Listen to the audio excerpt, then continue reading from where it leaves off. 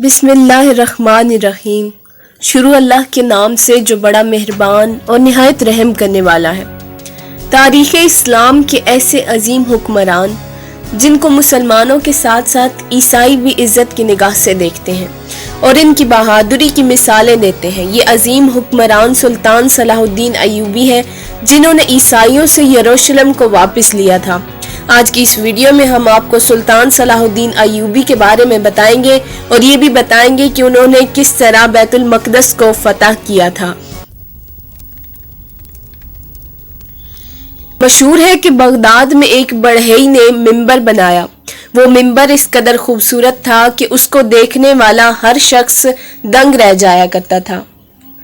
بہت سے علماء نے اور عام لوگوں نے بھی اس سے کہا کہ اس ممبر کو کسی مسجد میں رکھوا دے، لیکن اس بڑھئی نے کہا کہ نہیں، یہ ممبر تو مسجد اقصی میں ہی رکھا جائے گا۔ اس وقت چونکہ عیسائیوں کے قبضے میں بیت المقدس تھا، اس لیے لوگوں نے اس بڑھئی کے اس خواب کو ایک دیوانے کا خواب سمجھا۔ بڑھئی کی یہ بات ایک 7 سالہ بچے نے سنی جو کہ ایک طالب علم تھا۔ اس بچے کو بڑھئی کا وہ حوصلہ اور خواب بے حد پسند آیا اور 40 سال بعد اسی بچے نے وہ ممبر مسجد اقصی میں رکھا۔ وہ بچہ ایک بہادر جنگجو بنا جسے دنیا سلطان صلاح الدین کے نام سے جانتی ہے۔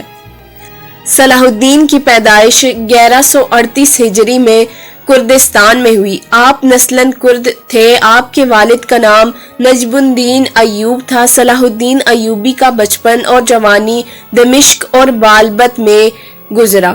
آپ نے ابتدائی تعلیم بالبت کی جامع مسجد اور مدرسہ سے حاصل کی۔ 25 سال تک آپ بالبت میں رہے۔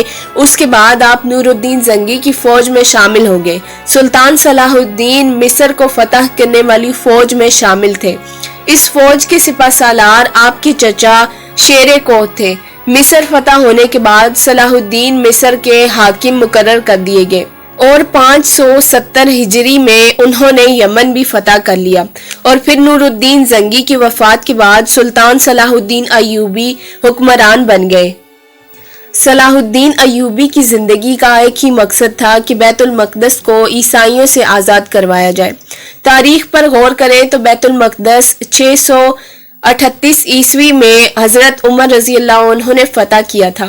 یوں یروشلم مسلمانوں کے قبضے میں تھا۔ اسی طرح وقت گزرتا گیا، لیکن مسلمان حکمرانوں نے یہودیوں اور عیسائیوں کو بھی بیت المقدس کی زیارت کی اجازت دے رکھی تھی اور ان کے یروشلم میں قیام کے بھی انتظامات موجود تھے، لیکن انہوں نے یہاں گانے بجانے اور غیر اسلامی کام شروع کر دیے۔ اس وقت اسلامی ریاستیں ترکوں کے حوالے تھی، لہٰذا ترکوں نے انہیں کہا کہ اگر وہ ان کاموں سے باز نہ آئے تو ان کے خلاف سخت اقدامات اٹھائے جائیں گے۔ تب پیٹر نامی ایک عیسائی نے عیسائی دنیا کو مسلمانوں کے خلاف بھڑکانا شروع کیا اور بہت سے ممالک کو اپنے ساتھ ملا لیا۔ اس کے بعد 1095 عیسوی میں عیسائی پوپ نے ایک کانفرنس منعقد کی جس میں تمام عیسائیوں کو کہا گیا کہ وہ اٹھ کھڑے ہوں اور یروشلم کو مسلمانوں سے آزاد کروائیں۔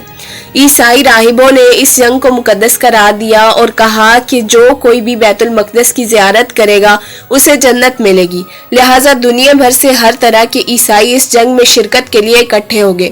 جب یہ لوگ یروشلم پہنچے تو سلجوقوں سے ان کا سامنا ہوا، لیکن 40 دن کے بعد ہی سلجوقوں نے ہتھیار ڈال دیے۔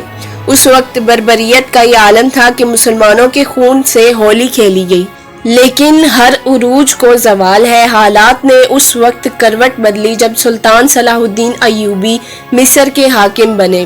1186 عیسوی میں عیسائیوں نے مدینہ پر حملہ کیا جن کا سامنا صلاح الدین ایوبی سے ہوا اور انہیں بری طرح شکست کا سامنا کرنا پڑا۔